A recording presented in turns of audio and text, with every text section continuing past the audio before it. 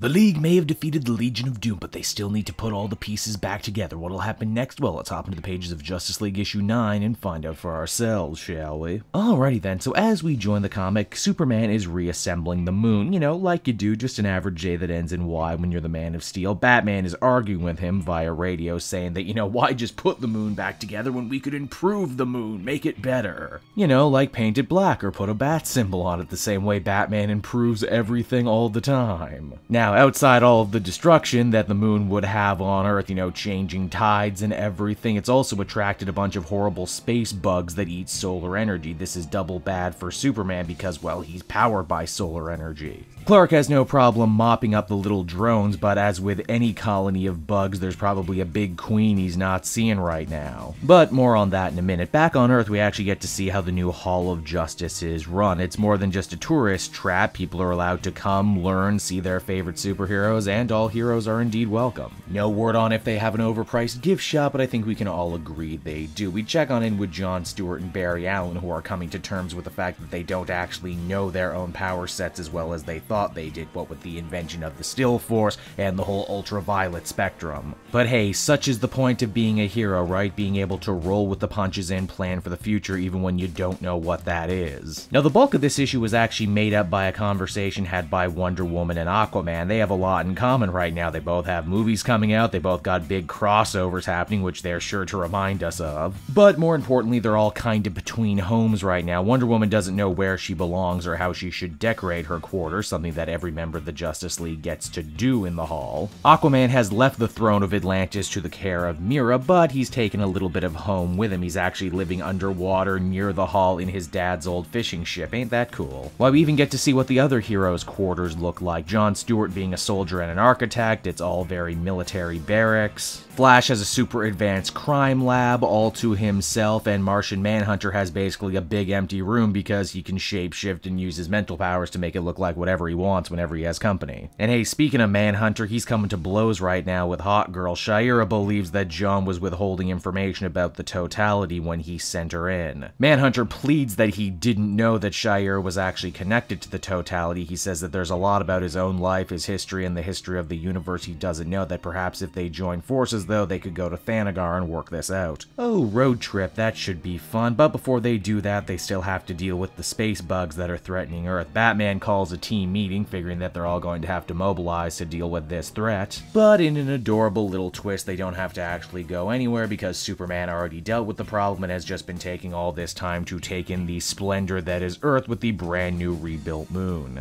And it's right around there that the comic ends, so that's Justice League issue 9, everybody, and overall I thought it was a fun little decompression issue. We get to check in with the lives of all our superheroes when they're not fighting crime. Snyder gets to plant some seeds for what I'm sure will be interesting stories down the line. And overall, it's just a solid little feel-good issue. Is it necessary reading? Maybe not, but I certainly had a fun time, which is why I would give it a 7 out of 10. I'm Cape Joel, and I want to thank you so much for watching to the end of the video. I hope you enjoyed it, and if you did, why not check out some of these other videos I have available from the channel. Then you can follow me on Twitter and Facebook at Cape Joel, so you're always up to speed on what I'm doing next. And hey, you know what? If you're in the market for a good comic book trade, might I recommend using my link down in the description? That's right, through Book Depository, not only will you get an amazing deal and not have to pay for shipping and handling, but anything you buy via my Book Depository link actually goes to support me in the channel. So you win, I win, everybody wins, right? And until next time, everyone, this has been Cape Joel. Thank you for watching, and I will be continuing to make comic content that smacks of greatness. Bye-bye.